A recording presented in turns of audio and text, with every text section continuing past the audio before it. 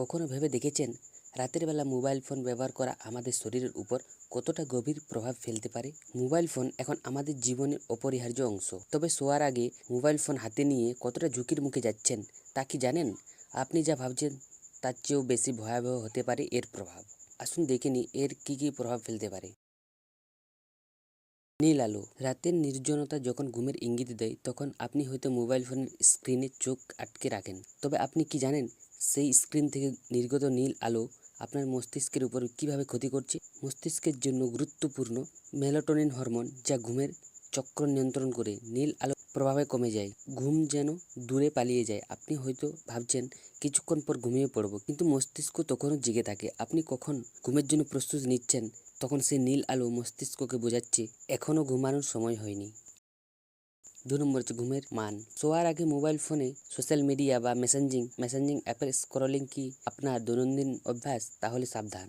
এই ছোট্ট অভ্যাসটি আপনার ঘুমের গুণগত মান ধীরে ধীরে কমিয়ে দিচ্ছে। গভীর ঘুমে পৌঁছতে আপনার মস্তিষ্ককে সময় দেওয়ার প্রয়োজন, কিন্তু ফোনের স্ক্রিনের দিকে তাকিয়ে থাকার ফলে আপনি সেই প্রয়োজনীয় ঘুমের স্তরে পৌঁছতে পারছেন না। আপনি কি জানেন অপ্রতুল ঘুম মানে শরীরের ধীরে ধীরে বাড়ছে মানসিক চাপ, উদ্বেগ এবং শারীরিক দুর্বলতা।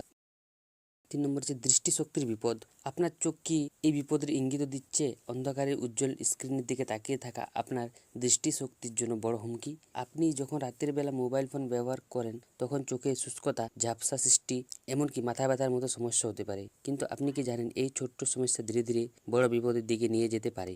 আপনার দৃষ্টিশক্তি ধীরে ধীরে নষ্ট হচ্ছে, অথচ আপনি সেই ক্ষতির গভীরতা টের পাচ্ছেন না। ৪ নম্বর হচ্ছে মানসিক চাপ। আপনি হয়তো ভাবছেন একটু মোবাইল ফোন ব্যবহার করলে ক্ষতি কী, কিন্তু আসল সত্য হলো ফোনের স্ক্রলিং আপনার মস্তিষ্ককে এক ধরনের অদৃশ্য চাপ সৃষ্টি করছে।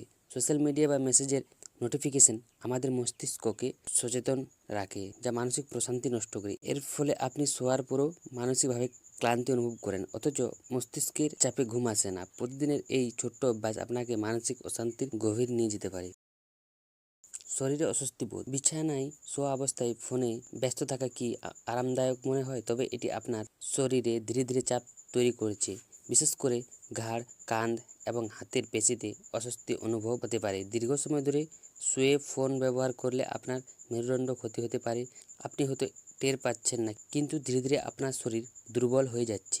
প্রতিদিন রাতে মোবাইল ফোনের নীল আলো চোখের উপর চাপ এবং মানসিক চাপের ফলে আপনার শরীরে যে ক্ষতি হচ্ছে তা কি আপনি জানেন? মোবাইল ফোন ব্যবহারের এই ছোট্ট অভ্যাসটি আপনাকে সুস্থতা থেকে ধীরে ধীরে দূরে সরিয়ে নিয়ে যাচ্ছে। তাই এখনই সচেতন হন, রাতের বেলা মোবাইল ফোন ব্যবহার কমিয়ে দিন এবং আপনার ঘুম এবং স্বাস্থ্যকে রক্ষা করুন।